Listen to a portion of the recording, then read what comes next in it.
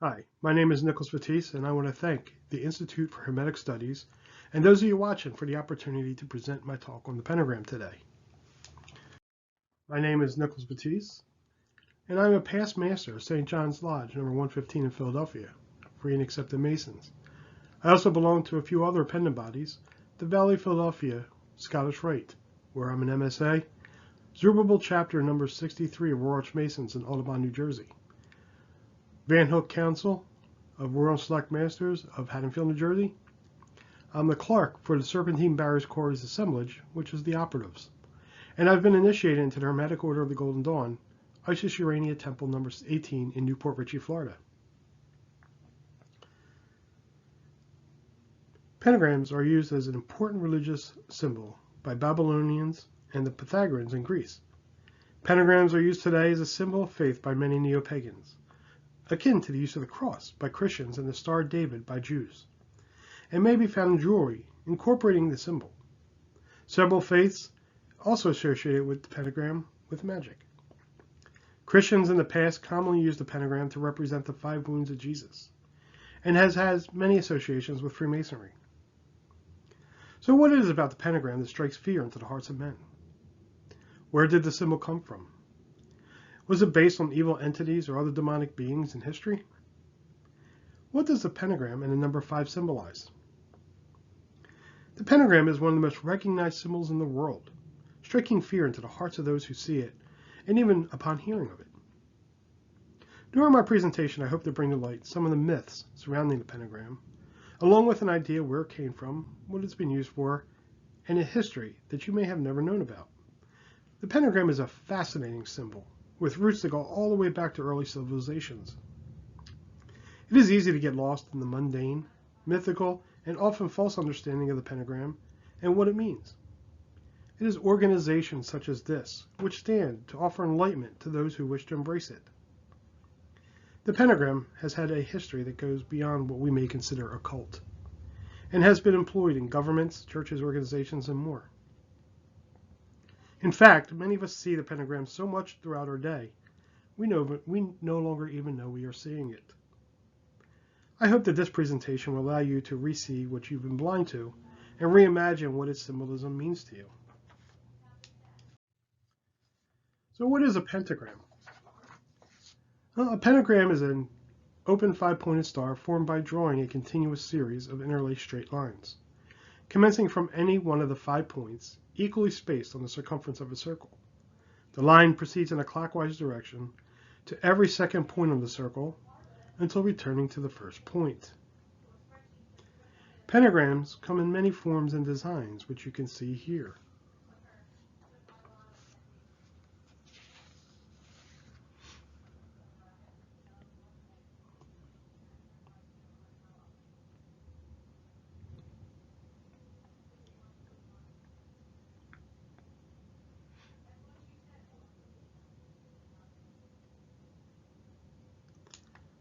So what is the difference between a pentagram and a pentacle?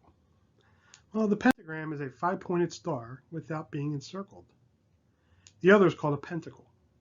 There's really no difference, but I do like to point out the different naming conventions, and then maybe one day you can enlighten others as well.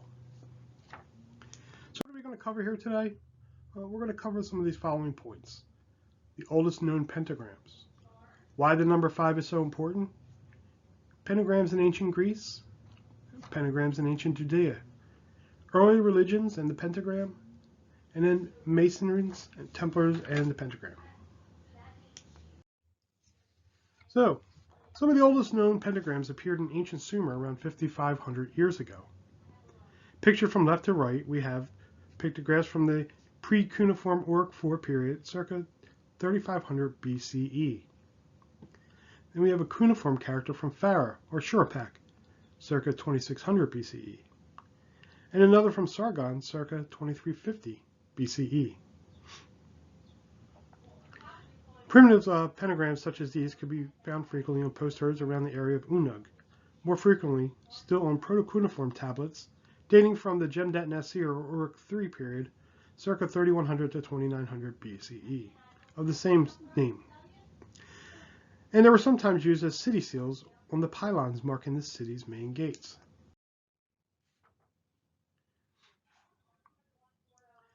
So, what is about the number 5? Well, 5 is a symbol of balance. It means that you have to keep balance between the material and the spiritual aspects of your life. As a Freemason, or if you're a Freemason, this may seem similar to you. When a candidate is walking between the two pillars, they are often balancing the polar opposites of Boaz and Jachin, the material and the spiritual, becoming the balance between them. 5 is also a symbol of individualism, courage, and important life lessons that you have learned throughout your own experience. To Pythagoras and his students, 5 was a mystical number, because it was formed by the union of the first even number, which is 2, and the first odd number, which is 3, rejecting unity, symbolizing the mixed conditions of order and disorder, happiness and misfortune, life and death. The same union of the odd and even, or male and female, numbers made it the symbol of marriage. Among the Greeks, it was a symbol of the world because, says Diodorus, it represented ether and the 4 elements. The Pythagoreans were driven underground and used the pentagram to identify themselves to each other, signing letters and communicating with it. During this time, the pentagram represented the 5 points of a human being: 2 feet, 2 hands, 1 head. Although this seems to underestimate the knowledge of the Pythagoreans, as they were almost undoubtedly aware of its mathematical properties. When I hear that it represented ether and the 4 elements, my immediate thought is the pentagram of the Wiccans and ceremonial magicians, where spirit is represented at the top and the 4 elements are presented at each point thereafter. The Pythagoreans called the pentagram Hygeia, which means health, and is also the Greek goddess for health, and saw that the pentagram a mathematical perfection, which would later become known as the golden ratio. So here is a Pythagorean pentagram with Hygeia written around the sides in the circle. Okay? And then we have another example with the same, but the Hygeia is at the points of the circle. The Greeks even put pentagrams onto their monetary coins. Here you can see an ancient Greek coin from Lusania, approximately 350 BCE, showing the pentagram and the lion.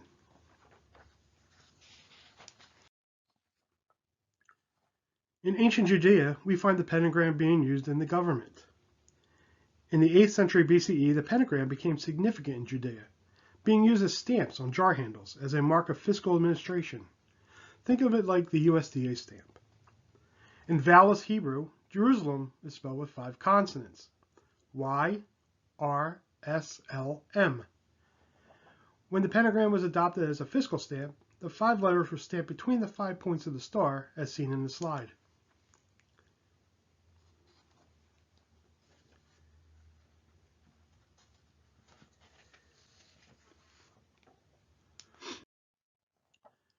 In Europe, the pentagram was used quite a bit.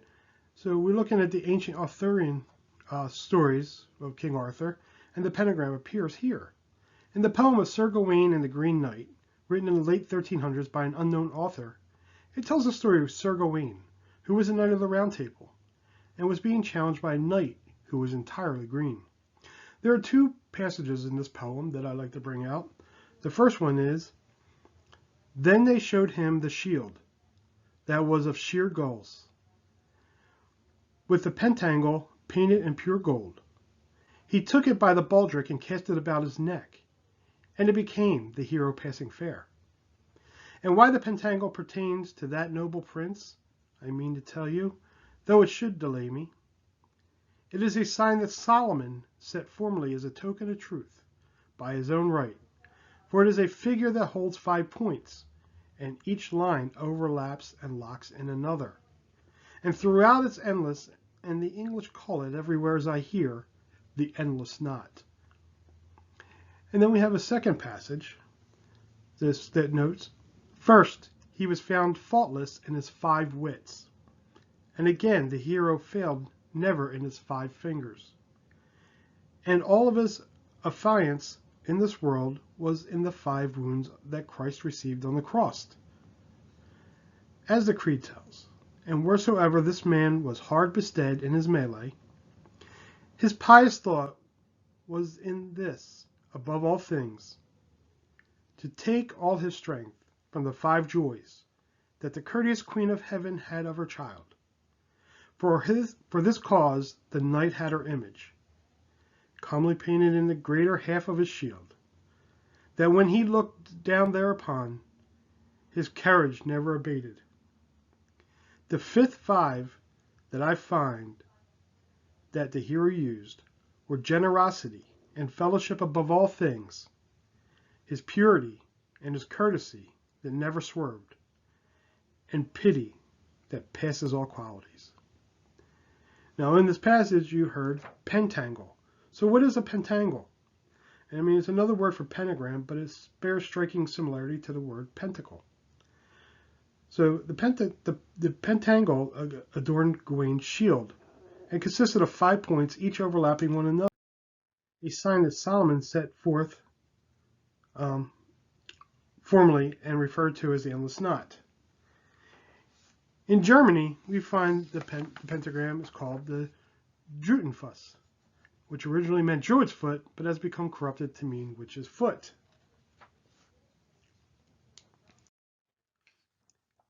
Christians also viewed the pentagram as a representation of the 5 wounds of Christ. The Templar Knights of the 1100s associated the pentagram with the rose. In early Christianity, the pentagram was widely used as a talisman and amulet to ward off evil, and the 5 points of the pentagram represent the 5 wounds of Christ, just as the 5-petaled rose represented also the 5 wounds of Christ. So now we're going to look at some churches that are still in existence to this day that incorporated the pentagram within their building. So on the left hand here we see a pentagram at the window of the First Methodist Church in Warren, Indiana, which was built in 1897 and was used until 2013. The right we see the First Presbyterian Church in Apache, Texas, which was built in 1873. On the left-hand side, we see St. Barnabas and Bethnal Green Anglican Church, which is in London, England, which was built in 1865. And then to the right, we see St. Margaret and All Saints Catholic Church in Canning Town, London, England, which was built in 1876. And then here, on the left, we have Karma Church, which is in Estonia, and then 2 unknown churches, which also incorporate the pentagram within their structures. And as you can see on the 2 here, they are inverted pentagrams. They're not points up; they are points down. We also see here that many consistories from the Templars also have pentagrams that adorn them. On the left, you have Rosslyn Chapel. On the right, you have I believe it's in Spain, Spain or Portugal, and it's a consistory which incorporates the rose and the pentagram in the same way. The Masonic King Solomon is a mythical being created to bring light, the mortality that should be instilled in every Mason. Sadly, we don't know much about who the real King Solomon was, because so much has been built up to make him seem like an almost godlike being. It is said that King Solomon used demons to build his temple, and the demons were controlled by a ring with a signet. The signet is rumored to be a 5-pointed star, or pentagram, which gave King Solomon power over those demons. Here we see one of my books. It's called The Testament of Solomon, and I've opened it to the page where it says a note on the magic ring of King Solomon. And I'd like to read to you a verse from there about the ring that was given to him by God. So it's in verse 5, and it says, "Now when I, Solomon, heard this, I entered the temple of God and prayed with all my soul, night and day, that the demon might be delivered into my hands, and that I may again gain authority over him. And it came about through my prayer that grace was given to me from the Lord Sabaoth by Michael, his archangel. He brought me a little ring, having a seal consisting of an engraved stone, and said to me, 'Take, O Solomon King, son of David, the gift of which the Lord God has sent thee, the highest Sabbath, Without it, with it thou shalt lock up all demons of the earth, male and female, and with their help thou shalt build up Jerusalem. But thou must wear this seal of God, and its engraving of the seal of the ring sent thee is a Pentalpha. Now, here is an artist's description of the Ring of Solomon, which no one has any idea what it really looked like. But from the brief description we had of it in the previous verse, this is an artist's rendition. So in there, we heard about a Pentalpha. So what is a Pentalpha? Well, Pentalpha is from the Greek pente and alpha, which means 5 alphas, so called for its resemblance to the 5 alphas superimposed at different rotations. Here you can see the different alphas. They're being pointed out at the different rotations within the pentagram.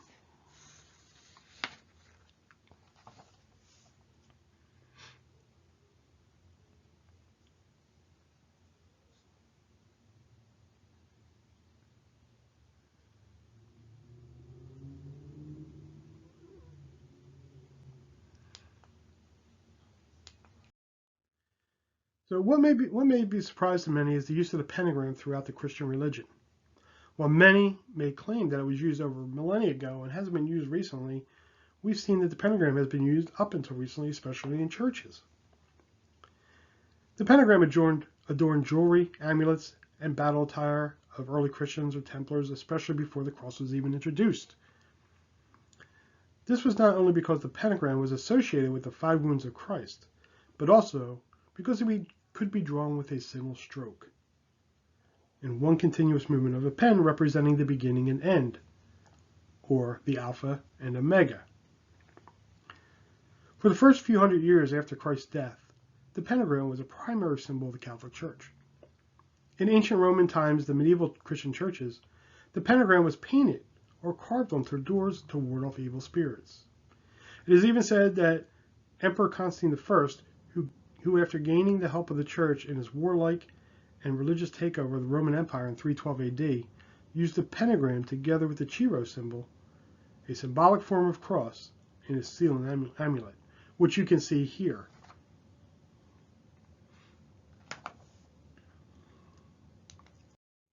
So here we have a painting called The Adoration and Journey of the Magi.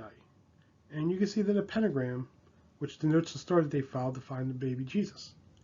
In the second drawing, an inverted pentagram is on the church spire. Now I know it's difficult to see it in the second one, but if I can always send you the file if needed. But there is an inverted pentagram on that spire. So, on to Freemasonry and the pentagram. Freemasonry has had its own pentagrams and pentacles, and uses them openly for the right and good reasons. Here you can see the pentagram in the center of the letter G, denoting the blazing star. The pentagram is a geometric derived from a pentagon, or regular polygon of 5 sides. In symbolic geometry, it symbolizes anything to do with the number 5. Freemasons have been criticized for the use of the pentagram as a symbol, usually on the grounds that it is satanic. While it's true that some so-called Satanists have adopted this symbol, it does not make the 5-pointed star satanic. Masonry derives its major symbols from geometry, and traditionally the craft equates itself with the science of geometry as the basis not only for the operative craft stonemasonry, but also for the basis of symbolic system that is applied to self-knowledge, which is also called speculative masonry. And it can also be related to the 5 senses: smelling, feeling, hearing, tasting, and seeing. Note that these are all active verbs, not merely passive faculties. For Masons, the senses themselves are symbolic of the relationship among brothers. The sense of touch in their handshake. The sense of hearing for the passwords and receiving wholesome instruction. The sense of seeing for their signs. Smelling and tasting for the festive board and repast. The appendant bodies associated with craft masonry is called the Order of the Eastern Star, and uses a pentagram along with other symbols within each of the 5 points. The 5 points of fellowship should always remind us of the 5 points of the pentagram derived from the customs of operative Freemasons, which every Master Mason should practice throughout his mortal life. The 5 points of fellowship can be considered by definitions a pentagram. There are 5 points which can be traced in one stroke. That hits all the points. Hidden within Freemasonry are these little gems that remind us of a time when Freemasonry was in its infancy, and what those founders wanted us to find. In Freemasonry and related traditions, the pentagram is usually referred to as the blazing star. In addition to more traditional Pythagorean symbolism, it is sometimes symbolic of the descent of divinity, of deity into the world of matter, a remnant of Masonry's ties with medieval Kabbalah and Hermetic tradition. Here on the nurse to the right, you can see a belt buckle, which is given to all nurses who graduate from the nurses training at the Royal Masonic Hospital in London. A closer look at this belt buckle shows that there is a square and compass to the left and a pentagram to the right. In the Pennsylvania Grand Lodge Museum, there's Brother George Washington's apron. And if you look closely, you will see the design of a pentagram, which is actually on top of a beehive for industry. Here we see 3 Masonic tracing boards. The one to the left is of the 1st degree, or entered apprentice. The second one is of the 2nd degree, or fellowcraft. And the third is of the 3rd degree, or Master Mason. And within each of these, we can see a pentagram or star.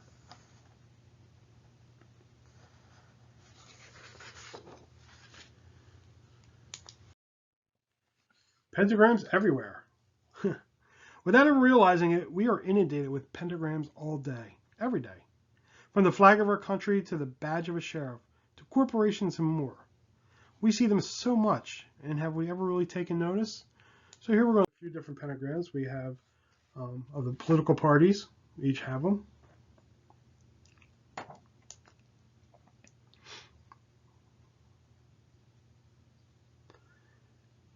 Right, we have here Texaco and their pentagram. This is the old Procter & Gamble logo. These are just different corporations that use the pentagram. And then Old Glory, our American flag. We also see here law enforcement. So we have, you can see different pentagrams or hexagrams for different types of law enforcement badges. So in the U.S., there are perhaps no symbols more sacred and more honored than the Congressional Medal of Honor. Although there are 3 basic versions of this medal, they are all similar in design. And as you can see, they're using an inverted pentagram as their symbol. So, the pentacle was a sacred symbol for many, many years. It could be found in Greek society as a representation of the golden ratio, and carried into early Christian and Catholic cathedrals and art. It wasn't until the Church of Satan incorporated an inverted version of this into their symbolism that it became widespread as related to evil. Occultists will explain that a pentacle, with the point facing upwards, indicates spirit elevated, whereas an inverted pentagram shows spirit as connected to earthly or material plane. The symbolism, as with much other symbolism, has remained both in use and has acted as a great influence on later thinkers, not least in the Renaissance, when the admiration and celebration of the ancient Romans and Greeks was flourishing in the arts and sciences. For most of human history, the pentagram has symbolized good things: the heavens, stars, health, scripture, truth, and even Jesus Christ. The adaptation of the pentagram into satanic symbol is a modern invention. Another attempt of the adversary to turn everything that is good into evil. And as we read in Isaiah 5:20, woe unto them that call evil good, and good evil, that put darkness for light, and light for darkness, that put bitter for sweet, and sweet for bitter. In 19th century, magical scholar Eliphas Levi is the first known to have vested the downward pointing pentacle with any real negative meaning, elaborating perhaps on Bruno's earlier claims. It was not until the mid-20th century that Levi's Mendez pentacle was adopted as an emblem of modern saint. So here on the left you can see the Mendez pentacle, and to the right you can see Eliphas Levi's Baphomet, pardon me. And he also has a pentacle right on top of his head. This is also going to be found on the cover of Transcendental Magic by Eliphas Levi. Currently, the most common religious uses of the pentagram are by Wiccan, Neo-Pagan, and Satanic groups. In most Wiccan and Neo-Pagan traditions, it is symbolic, meaning that is derived from ceremonial magic of 19th century occultism. The four elements ruled by spirit, although as these theologies mature, they have added to its meaning. In many of these traditions, it can also symbolize the unity of mankind with the earth or within the realm of spirit, the human body, and more. I hope that this presentation has shed some light onto a symbol that has reached into the deepest recesses of our psyches, producing an unwarranted fear. The pentagram, as with most symbols, have been around since time immemorial, and has helped man through many tough times and given him hope in good times. So much of what we have learned in life comes from the fear of the unknown, and we continue to pass those fears onto our children, perpetuating the dance of irrationality. As Masons, we should be looking for truth over conjectures, even though our rituals weren't designed to be factual, but they give us an allegory that would carry us on to our own truths. I hope that you have found this presentation to be one that has extended the light you are in search of, while giving you pause to reconcile the realities of what you were taught and what you have seen. I want to thank you for your time in allowing me to present this today. It has been a complete honor of mine, and again, I thank you and the Institute of Hermetic Studies for the opportunity to do so. Thank you.